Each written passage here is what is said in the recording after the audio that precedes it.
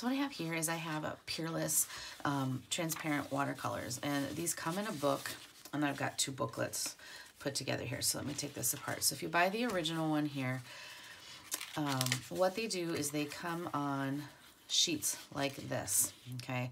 And they tell you the color. And the cool thing about these is this is super intense watercolor that you pick the color off from this little piece of paper that the color is printed onto.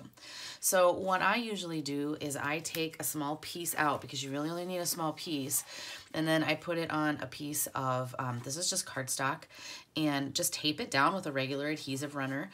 And then I just put a swath of the color underneath so I can get an idea of what that color looks like. So this is the palette that I work from. So as this gets filled up, or as you'll see after, if it gets a little dirty or whatever, I can change it out. And there's just tons of colors here, and they're all labeled so that you can go ahead and use them. And I just keep them like this, sorted together.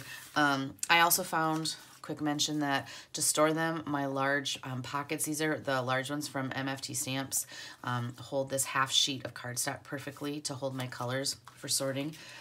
There's also other color kits. There's like this palette color here, and on the back it kind of gives you an idea of the color. And I just go and swatch all of these out, and this is incredibly concentrated dry sheets of watercolor, and they're a lot of fun to play with, and they blend really nicely, and it's just a different way to use watercolors. But one of the cool things you can do is you can use these in a water brush. And what I mean by in a water brush is you can actually cut them up and put them into your brush. Now I'm going to go through, and I'm flipping, sorry that's distracting. I'm going to go through and I'm going to try to find a color that I want to use. And I might have to dig a little farther because it might be in this other pack here. I'm looking for, I want the daffodil yellow. Okay, so here is my piece of daffodil yellow. And the other thing I like is that it is labeled on the back, and I kind of cut it. So I need to remember to cut not to where the label is. I'm going to take a pair of scissors, just a basic pair of scissors here, and cut a chunk of this off, and probably about that big there. And then that's all I will need. And when you use this in a water brush, you're going to need a water brush that you can open up and that has a well you can fill. This is not a squeezable one, this is a well. So this one is a Pentel brush, but you can also use, this is a different kind of water brush. Now I know a couple companies have these, MFT Stamps has these, and I believe I've seen them at Simon Says Stamp as well. If I find any other places to buy these type of water brushes, I will be sure and give you a link underneath the description in the video. So what we need is a well. And now what I'm going to do is I'm going to cut this into just really tiny strips of color here, just so that I can get this color down in to the thing. And I know this seems weird, just stick with me. And I'll probably put about that much in there, and watch and see, it does get on your hands, so just kind of keep that protected. And all I'm going to do is drop these down into the well. Then what we'll do is we'll go ahead and we will take this and we will fill it up with water. So as you can see, and I tried to wash my hands here, that didn't work well. I filled this up with water, and you can already see how tinted that is already with the color. What I'm gonna do is I'm just gonna put the cap back on, and I'm gonna let this soak for a while and let the color just work on soaking off of this brush. So I wanna show you one that I have that is already done. And so this one here has crimson in it already, and this has been soaking. I've had this one for a year and a half, maybe even more, and it just has to be a dedicated water brush for this. But you can see that then as I squeeze to release the water, and more for more water and less for more intense color rather than watered down, you can see how I get the color out of here. So I have this one, and then I have another one, and the brushes come in different sizes, so you can have a different size brush. And so you can see the color.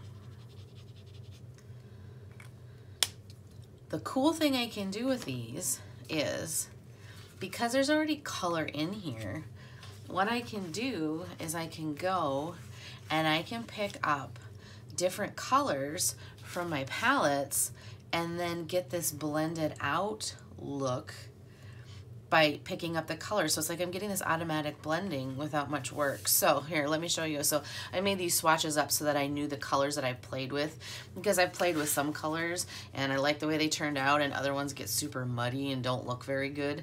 So you kind of have to experiment a bit. So this is my chart. So let's go ahead and let's do this flesh tint. So all I'm going to do is go ahead and pick the color up off of here. And you can see I've used this several times because the colors have kind of blended, but it doesn't matter because this is just your working palette.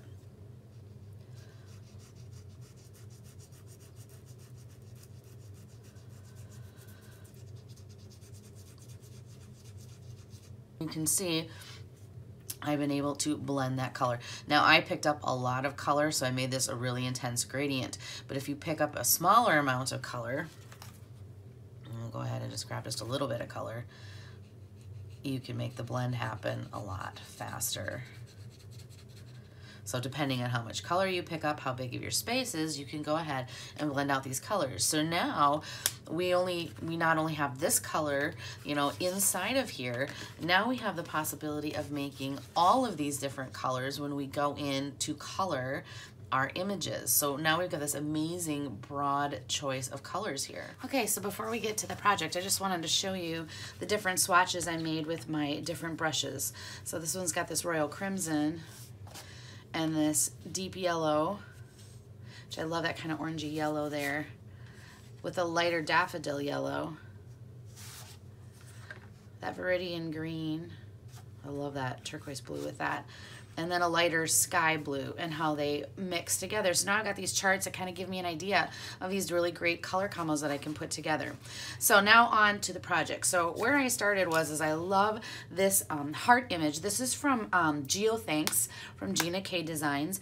It's just so cool. I love the geometric of it, whatever. And as I was playing around, I ended up coming up with this result. And where I got that from was I took the deep yellow brush that I have right here and I did this geranium pink with it and created this really cool ombre two-toned look with that there. So let's go ahead and work on making that. I took the Geothanks heart image and stamped it onto watercolor paper because I want to do this on watercolor paper because this is watercolor. And I heat embossed it with gold detail embossing powder. And again, I'll put all the supplies in the description underneath the video so that you can get linked into any of those. I'm going to just start and squeeze my water brush and get the water flowing and make sure that I've got water, and we're good there. And anytime you want to get a little bit more water out this, remember you can just squeeze that and it will flow more. And then I'm going to go ahead and grab the swatch that I have here of the geranium pink. Gonna go with my brush, and in a smaller image I wouldn't want to load my brush so much with the color from here because this is really intense, but because I have this larger heart image and I need to flood the whole image, I'm going to put quite a bit of the geranium pink on here, and I'm going to start at the top. And I am very gently squeezing. I'm trying not to squeeze too much because I want to get this blend. Because it's still wet, I can go back in here quick and add some more of that color at the top. And now I will just work my way down and blend the color. And when you're doing this, you can feel free to move your paper around so that you can reach where you need to reach. Just start top to bottom. Now, one thing I have found is that if I go back in this and I try to add more of this pink to the top, I might get some strange splotches like this of color and I lose that gradient, so just let that be. The other thing you can do is if you find you've gotten too much color in a spot, too much water, just go ahead with a paper towel and dampen some of that out. The other thing I like is the embossing part, the raised part of the image sometimes help you stay in the lines a little bit more. If for some reason you do get outside the lines and it makes you unhappy, just take a plain water brush and just go ahead and go right up to the edge of that over the top of the color until you get the color to move. And then you can take a paper towel and go ahead and remove that kind of overage or little boo-boo that you made there. It's pretty easy to clean up with just a plain water brush. So now I'm going to go ahead and I'm going to finish filling in the rest of the hearts on this page.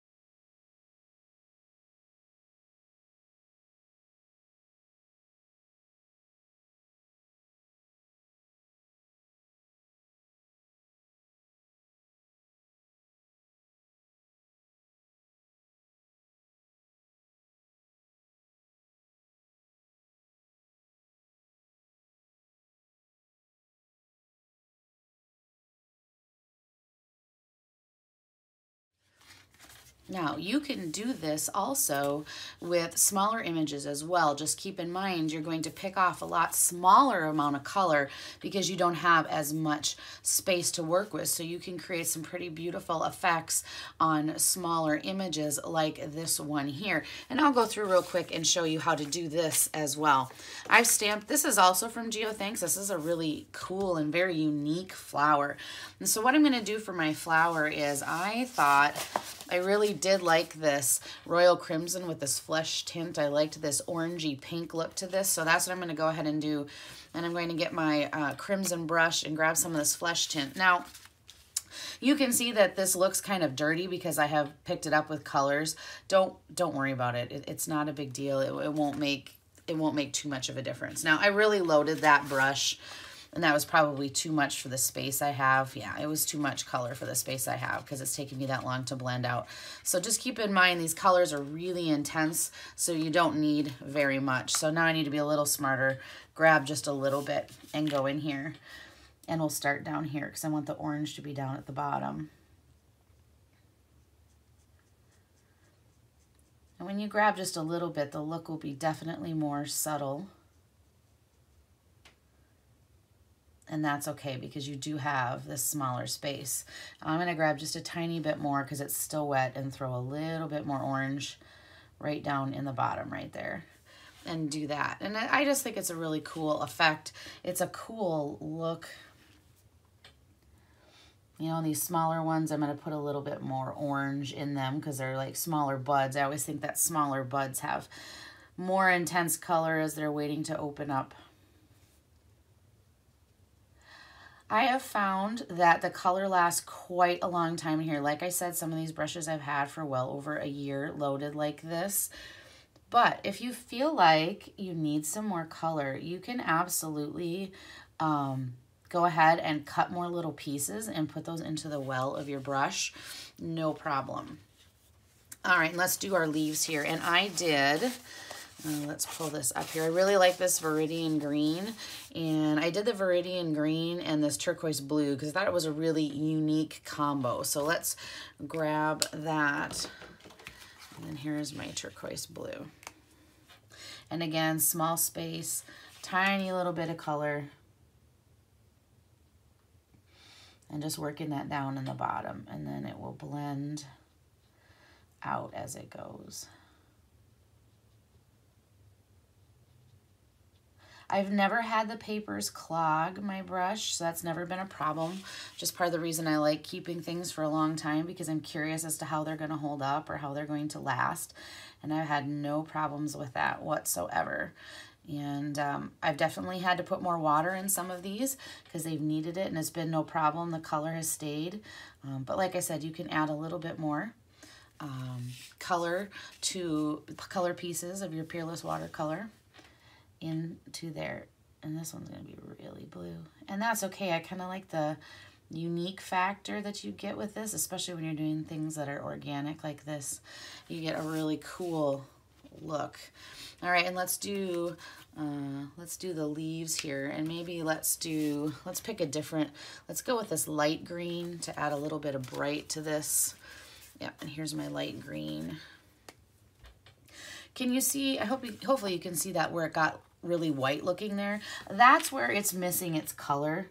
That's where the color has been completely removed from that piece of paper. So as you use these, once your paper starts to take on that whitish look underneath it, you'll know that it's time to get a new piece to put on your palette. The reason I don't pick off the big sheets is because I don't really, frankly, want to ruin that whole big sheet of intense color. And so I just like to keep them separate and have some place to go with smaller pieces so that I can keep all my palettes nice and keep the color concentrated. So there we go, kind of a cool technique with, not even kind of, I think it's a pretty cool technique with Peerless Watercolors and some water brushes to create some gorgeous watercolor backgrounds. If you have any questions, make sure you leave me a comment below. Give this a thumbs up if you find it's interesting and exciting and something you want to try. And as always, all my descriptions are down in the bottom with links to the products that I use.